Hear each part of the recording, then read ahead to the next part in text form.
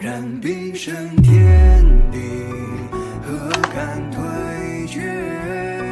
三尺为当你许下第10个愿望后，我们会在没有痛苦的世界再次相遇。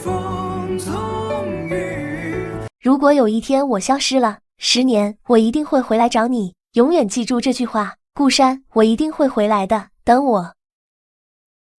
明天我们可以去后山的林子玩吗？我在那里发现一根特别圆的木棍，可以拿来当做骑士的配件。从那一晚后，唯一的朋友夏塔就再也没有出现过。5年后，顾山离开天堂孤儿院，考入了重点西山一中，距离夏塔的约定的时间也越来越近。夏塔真的会遵照约定回来找自己吗？在第10年，顾山再次回到了阔别多年的天堂孤儿院，一步一步走入了记忆中的废弃大楼，直到来到2人曾经的宿舍外。顾山，这10年来，我时时刻刻都在想念你。有时候，我仿佛伸出手就能触摸到你，可是我们2人始终隔着天堑。在这间承载着我们无数回忆的房间，我为你留下了一件礼物，那是一台被称为许愿机的怪物。许下任何愿望，它都会为你实现，只不过每次都需要付出代价。一定要小心许愿哦，否则的话，真的会死掉。当你许下第10个愿望的时候，我们会在没有痛苦的地方再次相遇。这是夏塔的笔记，血迹还没干，他还没走远。顾山找遍了整个孤儿院，除了自己没有一个活人，夏塔仿佛从未出现过一般。如果夏塔回到过孤儿院，为什么会留下这座黑色的奇怪机械？他究竟遭遇了多么光怪陆离的经历，才会将自己的回归和一台被称为许愿机的装置联系起来？既然是夏塔留给我的东西，无论如何也要试上一试。既然有3行规则，愿望越大，需要支付的代价就越大。不得改变许愿机本身的机制，不得告诉他人未按要求支付代价，许愿者将以最恐惧的方式死亡。2套游戏规则完全相反，显然黑色规则更加理性，而红色规则更像是一个陷阱，直接许愿让夏塔立刻回来，或者告知其下落。不行，通过许愿机让夏塔回来，谁知道那个夏塔是否是真正的夏塔？如果想要迅速积累10个愿望，每一个许愿就必须尽可能的小，这样支付的代价同样也会很小。我想要几支铅笔。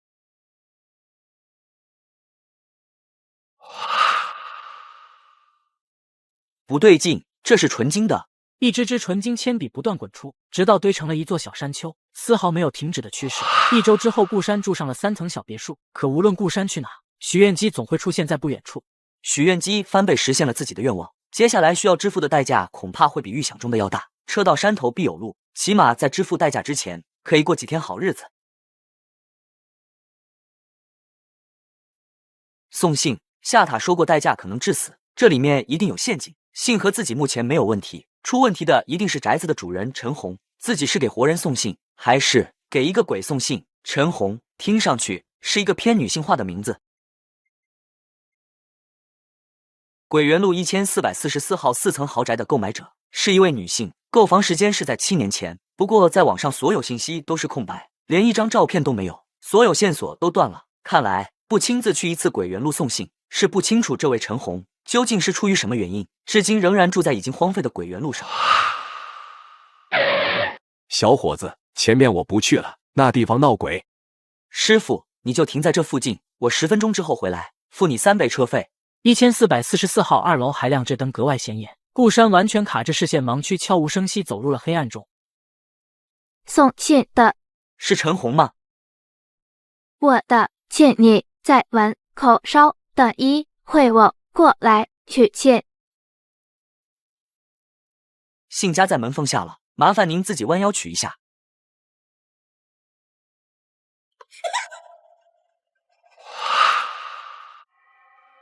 出租车师傅肯定不会给陌生人让出驾驶位。目前最坏的情况是司机已经遇害了，多一事不如少一事，还是装作无事路过吧。小伙子，停一下，你为什么从那片小树林过来？你去鬼园路做什么？送信。这鬼园路整个别墅群都已经荒废了，没有一个活人居住，你送信给谁？鬼园路1444号那间宅子2楼的灯亮着，还有人居住。你怎么敢去那个地方？那里根本没人居住，你到底把信送给了谁？你知不知道那个宅子的2楼是什么东西？那座宅子一个人都没有，我也好久没有回来了。你是怎么进入一座空宅送出信的？你是不是直接上了2楼，把信交给了2楼房间的那位？你说你是宅子的主人，可根据网页房产登记显示，宅子的主人应该是一位女性。这座宅子的第一任女主人已经死了，她死后指定所有遗产都交给我来处理。你现在告诉我，你手中的那封信究竟还在不在？你到底把信交到了谁手中？你叫什么名字？我叫陈红，尔东陈，红花的花。一个大男人居然叫陈红，2楼的那位女性也默认自己是陈红。您自称是陈红，能否有什么东西证明一下这个名字？看完了还我。猎鬼人，如果这世上有鬼，那么当然也有处理鬼的职业。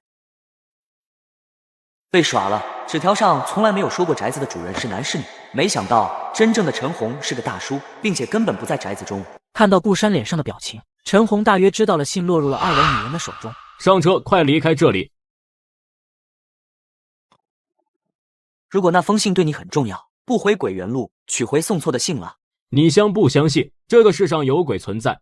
你的意思，宅子中的女人是鬼？您是猎鬼人，是一位专门处理那种东西的职业。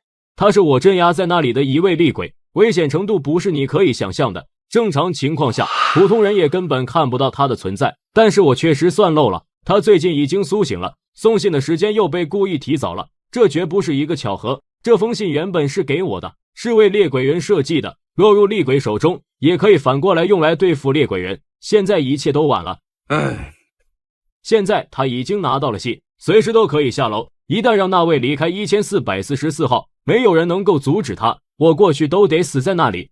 那个东西真的没有一点办法对付。你以为鬼是什么？港岛片里笨手笨脚的僵尸，一念敕令就乖乖束手就擒，任人摆布。鬼是这世上最恐怖、最不可思议的存在。正常情况下，没有人能和他们正面抗衡。人类在这个充满恶意的世界，渺小软弱的就像是蠕虫。现在平衡已经被打破了，我们能够活着离开这里，就谢天谢地吧。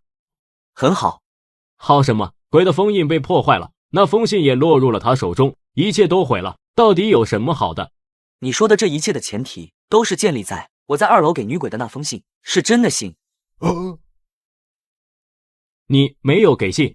我给了他一封空的信壳，真的信一直留在我手上。从接到任务的第一刻，我就怀疑宅子的主人陈红有问题。为了保险起见，我还是决定先给对方一封假信，试探一下会发生什么事。果然，事情和我预料的一样，这个任务一开始就在给我挖坑。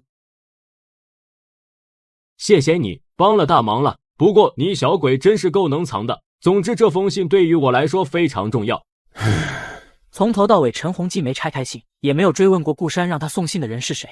不要让好奇心害了你，这种事情普通人接触的越少越好。当你一旦开始了解他们一定也会逐渐关注到你。被缠上就像是跌到了粪坑，沾上一身脏东西，到时候想不想和他们打交道可由不得你了。我完全是为了你好，孩子，你还年轻，有光明的未来，不要和我这一行的人有任何交际，否则你一定会后悔终生。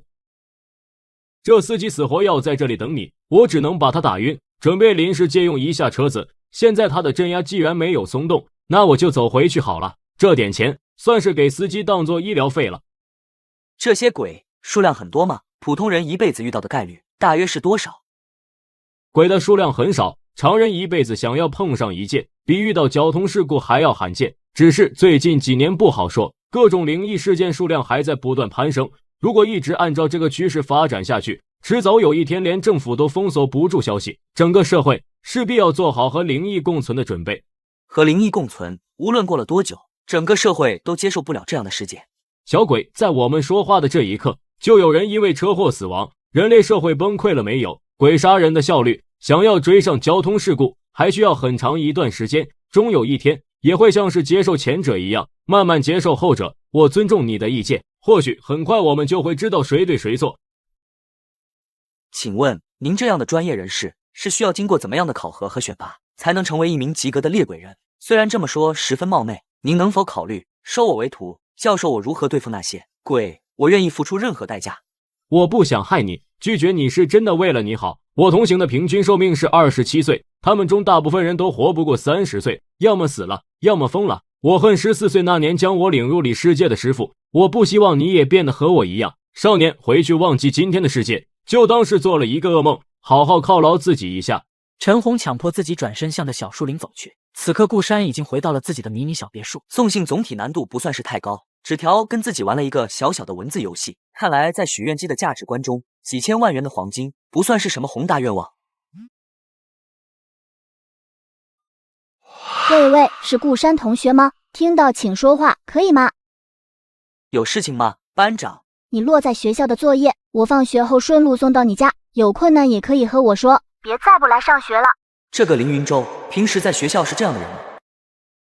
你知道我家的地址吗？你在校登记的信息都是假的，我花了许多力气才拿到你的号码。又是空白，顾山，你根本没有填过住址。之前老班家访去过你家，我还是拿到地址了，我聪明吧？快夸夸我，顾山同学。凌云舟，你只是班长，不需要插手多余的事情，作业不需要你送，我今天下午不在家，很感谢你的关心，挂了。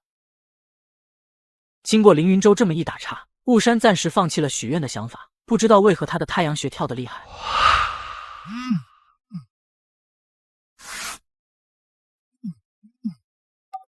顾山，你完蛋了！我千里迢迢跑到你的出租房，你搬家了是一点不说，让几个莫名其妙的大叔大妈足足训了有半个小时。不过本小姐大人有大量，只要你告诉我你的新地址，我就当做什么事情都没发生。凌云舟班长，为我耽误这么多时间，我还真是受宠若惊。你知道就好，回学校别告诉别人，我可没空给每个缺席同学送作业，只对你一个人哦，嘻嘻。只是现在是下午3点40分，你是怎么肆无忌惮离开班主任的课堂，给我打这么多个电话的？林大班长。顾山，我给你2分钟，告诉我你现在的新地址，我们之前当作无事发生，如果让我查出来，后果就不是这么简单了。先不说你能不能找到新地址，就算找到，你能怎样？我2天后会去和彭主任申请退学，还用不着和你这个小小的班长汇报。不愧是校花，好大的脾气。顾山暂时想通凌云舟的反常，特意再次检查了一遍许愿机，确定了随时可以进行第2次许愿。突然许愿机再次弹出一张纸片，人死后会变成鬼。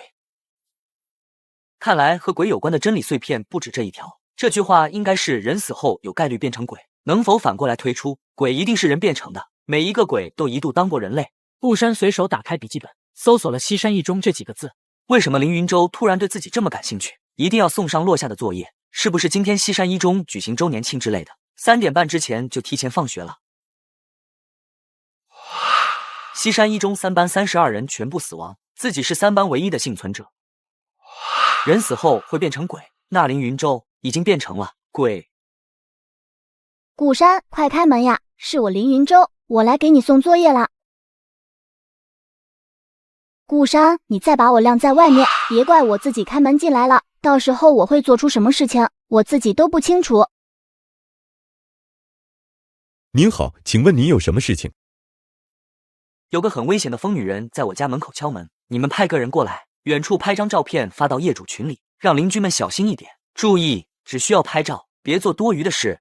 好的，请稍等3分钟，我们将以最快的速度劝离那位情绪激动的女士。你没有听懂我的意思，这疯女人很危险，你们只需要在远处拍一张照片，不要试图和她搭话。这点请您务必放心，我们处理过很多次，交给我们就好。鬼究竟是一种怎样的存在？小姐，不要再拍门了，这户业主说根本不认识你，你是怎么进小区的？谁发给你的通行证？咦，你脸上怎么都是血？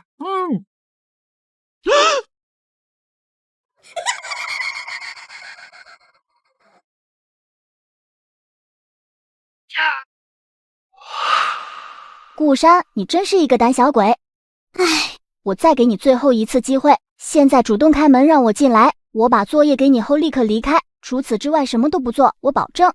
鬼也会讲信誉吗？他杀了3个保安，眼睛都不眨，说明他早知道自己是鬼。他来到这里的目的就是为了杀掉我，凑满一个完整的班级。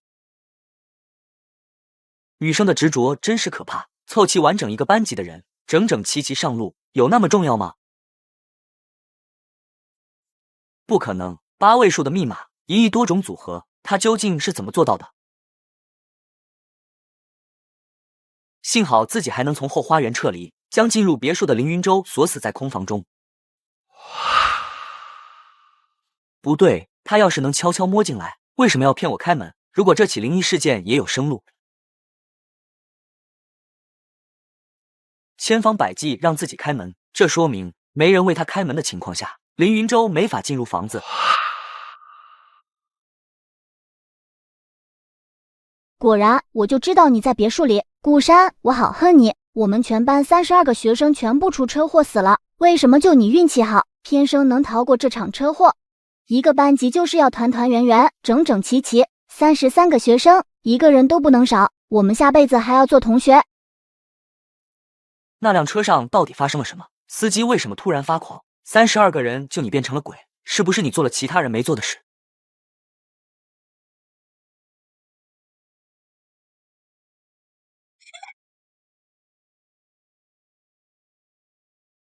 要不要趁着林云洲在1楼搜查的时间，从后花园矮墙逃出去？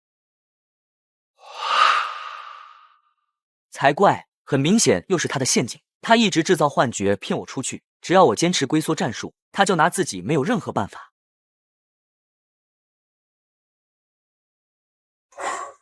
又一次赌对了。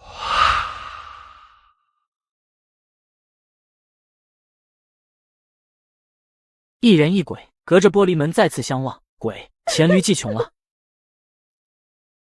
顾山，求求你，再不让我进去，我就要消失了，我好害怕，我真不是故意来杀你的，我的妈妈还在家里等我，我还有许多梦想没有实现，我真的不想消失。看在同学一场的份上，顾山，我知道你是一个好人，你一定不会看着我在外面就这么融化掉吧？开门！这么害怕消失，你在外面杀死3个保安的时候，不是笑得很开心吗？这么享受杀死别人的过程，那么想必你也做好了死亡的觉悟吧？再见了，林云洲。胜负已分，等到林云洲彻底死亡之后，就可以安全走出别墅了。念在同学一场，可以考虑给他收尸，但别墅门口那3具保安的尸体不好解释，总不能说他们是被鬼杀死的。毕竟对大多数公众而言，灵异事件还只是都市怪谈里的危言耸听，帽子叔叔肯定不会信这种说法。好安静，一点声音都没了。鬼这种东西竟然也会死？真理碎片说人死后会变成鬼，那要是鬼会死，死后又会变成什么呢？生性谨慎的顾山不亲眼见到凌云洲彻底化为尘土，很难安心。可打开窗帘却什么都没看见，凌云洲原本所在之处空空如也，毫无踪迹。这个脏东西不会不知不觉溜进别墅2楼了吧？别自己吓自己了，只要我不主动开门，外面的凌云洲肯定进不了别墅半步。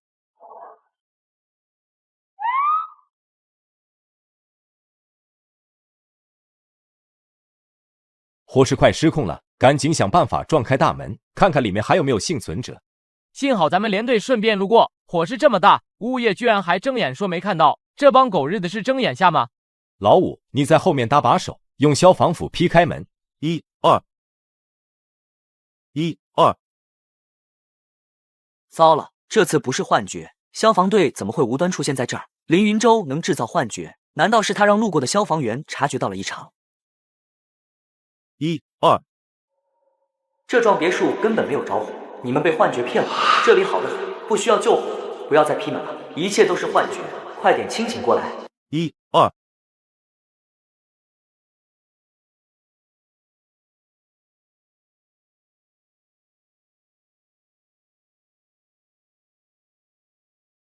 1、2，咦，没有火灾。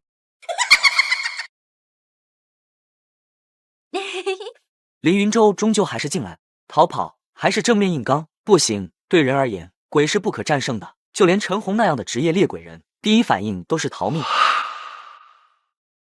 只剩最后一个办法了，向许愿机许愿，相当于用一次灵异事件抵消当前危机。可万一许愿机判定保住性命的愿望太过珍贵，再布置一个比凌云洲更棘手的灵异任务，那岂不是自投罗网？现在说什么都晚了，就算下一个任务会死，也总好过死在这里。顾山反复琢磨即将许下的第2个愿望，力求为自己争取更大的生存空间。给我一个非一次性道具，能够帮助我解决目前的凌云洲事件。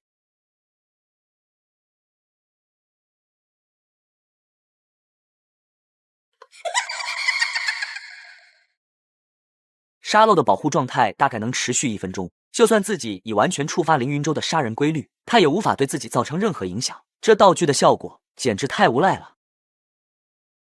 看来对许愿姬而言，压制凌云舟这种级别的鬼并非难事。凌云舟没能在规定时间内杀掉顾山，他身上的腐坏愈发严重。此刻，他站在顾山面前，两人静静对峙。就差一点。意识到无法杀死顾山后，化作鬼的凌云舟释怀了。顾山坐在座位上，目送这位老同学渐渐融化成汁。没想到你住这么好的房子，以前真没看出来，你居然这么有钱。都快死的人了，这些还重要吗？有什么遗言就说吧。你们整个班级到底是怎么死的？那天车上究竟发生了什么？为什么3班的学生会突然发疯攻击司机？我不知道，什么都想不起来。我很痛苦，我不想变成鬼。我多么怀念自己的校园时光，那时候的我是多么美丽。现在多看一眼镜子里的自己，我都想吐。你安心去吧，3班死亡之谜我会去调查的。不，我不会离去，哪怕我想死都做不到。雾山，我还会回来找你的。全班32人都死了，就你一人活着，我不甘心。凭什么你的运气这么好？这个班就要完完整整，我一定会将你也带下去。人死后变成鬼，都会变得如此恶毒吗？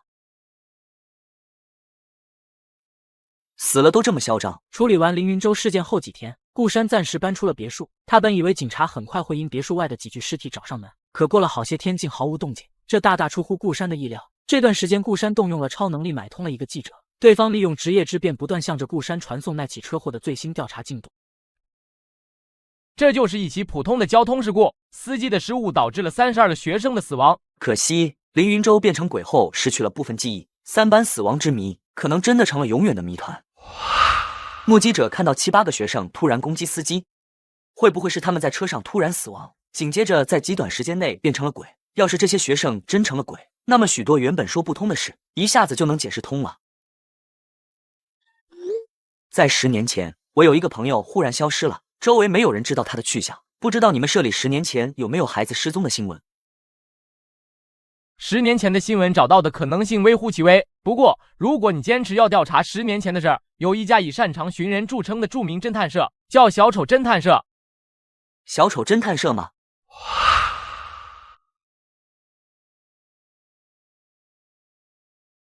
在西山一中幸存到20号，还要找出3起灵异事件，并且带回和他们有关的灵异物品。没想到许愿姬指定的地点竟是自己待了2年多的母校，发生过3班集体死亡、凌云舟变鬼事件的西山一中。这次任务不太妙啊！1次灵异事件的消除，换取3次灵异事件，简直亏大了。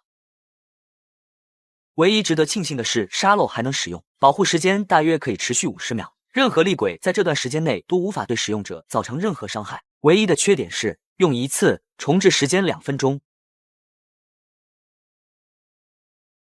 400余师生一夜失踪，西山一中果然也出事了。今天是17号，自己得去西山一中待到20号，要在学校待4天。万一碰到重新归来的凌云舟，那场面可就尴尬了。他只说要在西山一中幸存到20号，却没说不能离开校园。也就是说，只要在学校大门内待上哪怕1秒，就算在西山一中幸存1天，这找不出任何违规的地方。下午4点，顾山来到西山一中，校园空寂无人，仿佛陷入沉睡。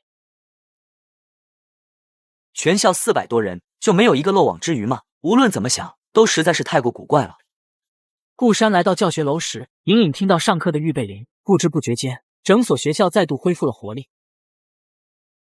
你还在走廊上瞎逛什么？上课铃声听不见吗？这个点还敢在走廊上闲逛？你是活得不耐烦了吗？什么都别问，跟我来。这时顾山知道自己回来了，自己再也回不去了。这时候还在走廊闲逛，不要命了吗？今天是10月5号吗？小山，你今天怎么了？是不是休假2周把脑子放坏了？今天明明是10月17日，你不在的这段时间，是不是被外星人绑架了？西山一中和外界一样都是17日，但这里的人对外界传的集体消失事件毫无察觉。现在的西山一中绝对不正常。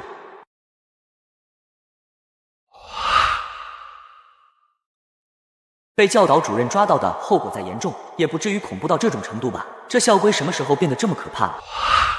我不在的这段时间，学校最近有什么奇怪的事情发生吗？奇怪的是，就是你们3班那辆巴士出事故了。你小子提前不来上学，是能预知未来吗？还有一件更奇怪的是，自从校园外升起白雾后，学校老师都换了一批，而且对校规执行的非常严格。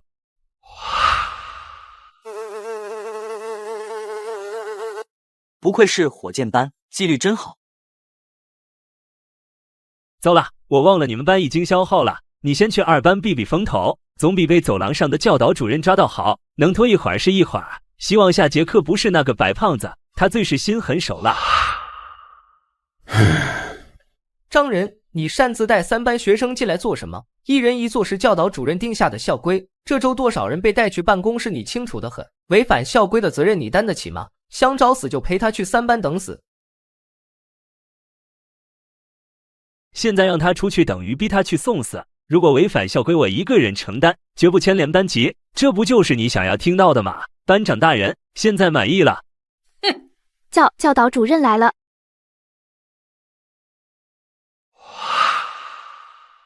原来如此，看来老师们已经被怪物取代了。走廊外面究竟是什么东西？难道消失的西山一中是被送到了异度空间，正在进行一场规则怪谈？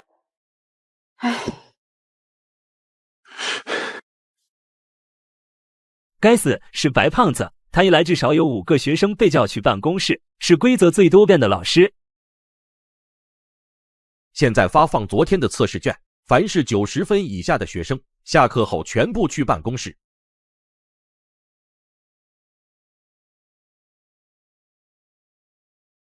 老师上课还带着水果刀，这刀是准备对付谁的？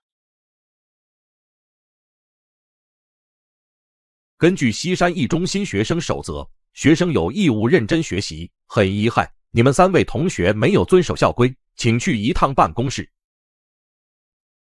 那么你呢，新同学，你为什么没有试卷？糟糕，这是一场死局，自己所在的3班已经被消班了，无论怎么做，都必然违反至少1条校规。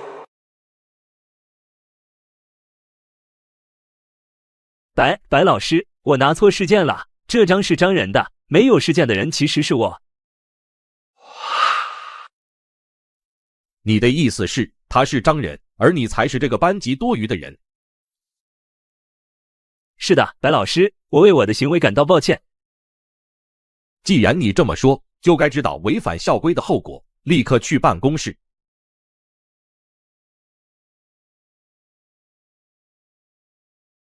如果自己主动承认是外来者，那么张仁包庇同伴也违反了校规。承认的话，去办公室的就是2个人，张仁所做的一切就毫无意义了。如果我找到证据，证明你来自那不该存在的班级，我一定会第一时间处理掉你。人死后会变成鬼，这个老师的本质是水鬼吗？他已经盯上自己了，看来想要苟到20日离开是不可能的事情。唯一的好消息是，这些鬼东西没办法随意杀人。这么看来，这些老师也并不是这所学校真正的主宰。我也会找到真相，彻底调查清楚，看看你们这些所谓的老师到底是什么东西。他要是有本事干掉自己，早就动手了。学校里的老师本身也受到无形规则的限制，张仁替自己扛下了一次危机，现在自己没有任何把柄，这溺水鬼也奈何不了自己。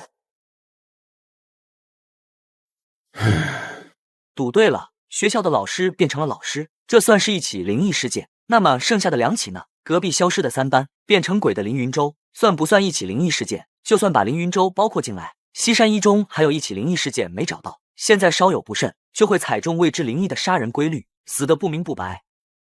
我们学校有许许多多的规矩，违反规则的下场你们也看到了，无论是谁违反校规都会受到最严厉的处罚。某些人最近一定要小心一点，别让我抓到任何破绽，无论你身处哪里，我一直会盯着你。今天的课程就到这里，下课。伴随着铃声再次打响，顾山终于明白了预备铃打响时那种违和的感觉，以及预备铃和上课铃背后的白噪音来自哪里。那是一个极其压抑、克制的女人哭声。难道铃声中混合的哭声就是第3件灵异事件的关键？学校的广播站也得找个时间去看看，看看那里到底混入了什么怪东西。但是此刻最重要的是，去过高3教师办公室的学生没一个回来，照这情况，西山一中所有学生迟早都会消失，张仁为保护自己也被带了进去，生死不明，要不要凑过去看看门里面究竟是什么情况？难道办公室里的老师们不需要光线就能办公？当他不断靠近虚掩的办公室时，一股尸臭扑面而来，几乎钻入了他的脑髓。我去，办公室里究竟装着什么东西？大夏天死了1个月的尸山都没这么臭过。赶紧过来，你不要命了？还来？等候着顾山的是3张熟悉的面孔：周怀白、石峰、金家辉。虽未在一个班级，但他们4人在宿舍楼301寝室做了2年室友，平时关系还不错。你胆子真够大的，别人都怕办公室怕得要死，就你小子头铁，居然主动凑上去看一眼，我真是奇了怪了。你的神经是怎么长的？天生没有恐惧感官吗？要是被那些老师盯上，你离去办公室消失不见的日子也就不远了。无所谓，我已经被那个白胖子盯上了，虱子多了不痒。小山，我听隔壁班说你上课跟白胖子顶嘴，他最后也没把你怎么样，但你根本不知道白胖子有多厉害，被他盯上的学生没一个能活过3天。小山啊小山，你一直翘学不也挺好，为啥这时候回来啊？你们这2周都在这所学校，这里到底发生了什么事？究竟从什么时候开始变成了这副模样？走，这里人多眼杂，我们回宿舍再说。在你不在的这段时间，这里确实发生了令人毛骨悚然的变化，可惜我们所有人也是后知后觉，在事情彻底恶化之前，没有人意识到底发生了什么事。自从你们3班遭遇车祸后，整个学校就变得怪怪的。有时我会听到他们说，既然你们这么喜欢学习，就永远留在西山一中学个够吧。周怀白，够了，别再加入异响的恐怖元素扰乱人心。我们从野外回校几天后，广播站出了故障，紧接着校园周围突然涌起白色大雾，学校就此与外界彻底失联，成了一座孤岛。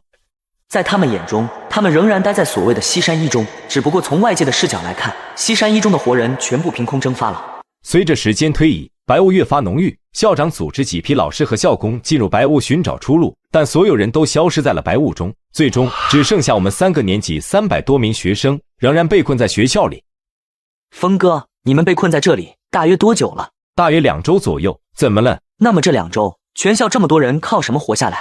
学校食品储备通常只有1到2周，现在外界无法送入食材，饥荒恐怕很快就要在校园里爆发了吧？大家的注意力全在围困校园的神秘白雾上，没人像你一样担心粮食问题。白雾出现后，我们很久没去食堂吃饭了。那些成年人在冷藏库给我们留了充足的食物和水，食堂食物这种小问题根本不重要，当下关键是先逃出校园。看来可能是自己低估了学校食堂的储备粮。你们有没有注意到学校广播站有点问题？预备铃声里是不是隐约能听到女人的哭泣？顾山，你是不是穿过白雾进入校园后，思维也受到了影响？从一开始你就很奇怪，先是偷看无人敢靠近的办公室，然后问食堂的食物，现在又说下课铃声里有女鬼的哭声，我真的听不懂你在说什么。你们3个都觉得学校广播的声音没有任何异常吗？我没听出任何问题，也没人提到过你说的哭泣声。小山，你刚回来就发现西山一中变成了这副模样，心理压力会比较大，出现幻视幻听很正常。这些老师并非一开始就是怪物，而是在白雾出现后陆续涌入校园的。他们最初有些惧怕这里的学生和老师，躲藏在杂物间、废弃教室，甚至有人看到他们在垃圾桶翻找食物，就是一群落难的普通人，根本不是后来可怖的厉鬼。当时大家只顾着如何离开西山一中，并没有在意他们。最后一个老师消失在白雾后，那些昨日还惶恐不安的普通人，转瞬间变成了规则怪谈中的老师。他们告诉仅存的学生，从明天起，所有人必须像往常一样遵守校规，违者将受到最严厉的惩罚。和那些普通人相比，西山一中的学生数量明明占据压倒性优势，难道你们没人反抗过？你还不明白吗？这些人根本不是人类，而是从白雾中来的厉鬼，血肉之躯怎么可能和厉鬼对抗？我们亲眼看着违反校规的学生一个个莫名消失在办公室，有些刺头试图反抗，却被白胖子用水果刀和其他老师奇怪的武器迅速瓦解。现在我们得出结论，只要按时上课，遵守校规，还能保住性命。到底从哪个时间节点开始，误入西山一中的普通人变成了规则怪谈的执行者？另外，走廊上弥漫着尸臭，却始终找不到尸体来源。每天送10几个人进办公室，学生的尸体就算堆放在那里，办公室的面积也早该不够用了，这不合理。更重要的是，张仁为了救自己，自愿进入办公室，至今下落不明。进入办公室的学生有活着回来的吗？那些老师平时就聚集在办公室，你觉得进去的学生有可能从一群厉鬼手中逃脱吗？这周进入办公室的学生这么多，每个班10个人，起码有50多人，难道就没有一个例外吗？那里就是个鬼巢，绝对没有人能活着出来，至少目前还没有先例。张仁恐怕已经遇害了，如果不是他挺身而出，去办公室的人就是我欠他一条命。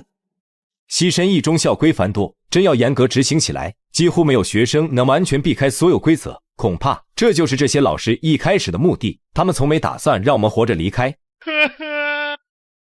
我们还能等到外面的救援吗？拼了，反正留在这里也是死，不如逃出去。小声点，石老大，不要命了！私自离开校园是最严重的违纪之一，被老师抓住，天知道会怎么对付我们。而且，所有去过迷雾之外的成年人都消失了，逃出西山一中只有死路一条。我看还是待在宿舍里，安安静静的等待外界救援队进来比较好。